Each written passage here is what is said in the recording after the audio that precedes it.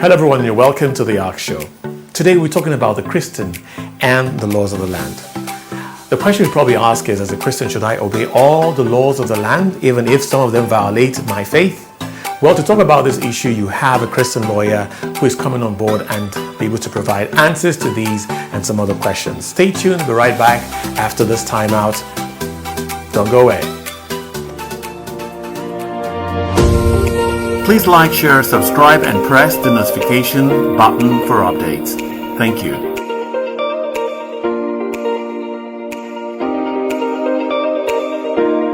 John Delano is a corporate lawyer and a partner at Delano Legal Practitioners. His interest and expertise lies in fintech infrastructure, agriculture, and entertainment law.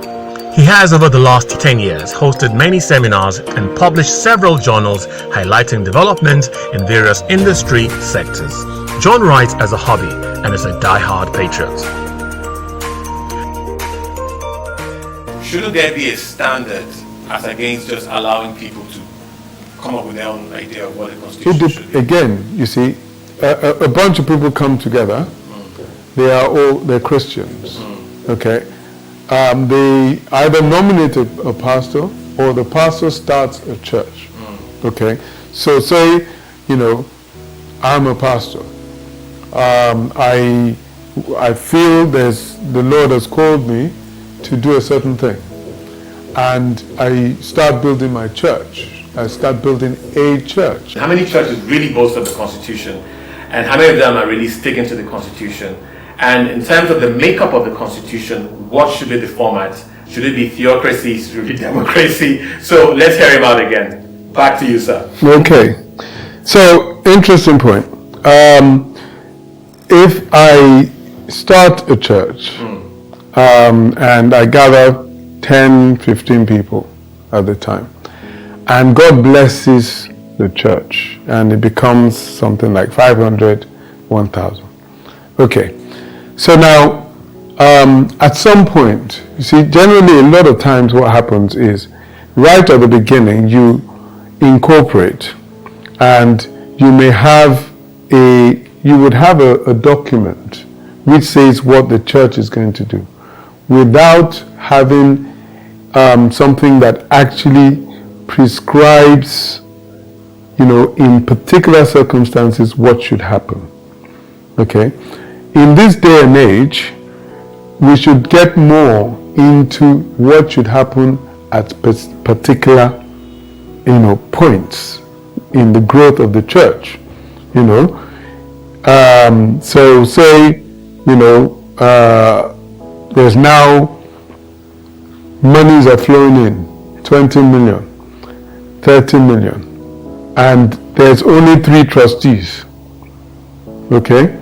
Those 3 people are legally allowed to sort of, now write a constitution, Okay. They may have recourse to other people within the church setup or not, as the case may be. Now, what I believe most professionals would expect to happen is that the pastor will come along, there will be a committee or a board of trustees who will now prescribe certain things to happen. That's the way it really ought to be. And if we're not going to come into disrepute as Christians, that's what needs to be followed.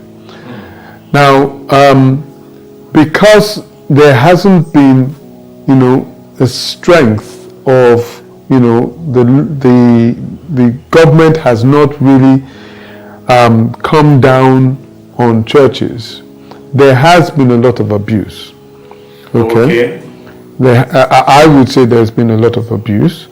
I would say that having a limitless budget could be considered as abuse. When you say having a limitless budget, what do you mean by that? Having a limitless spending power. If the pastor has,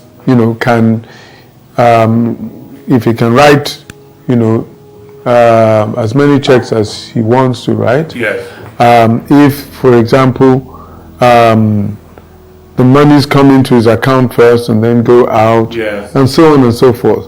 So all of those things have, but it depends on the setup.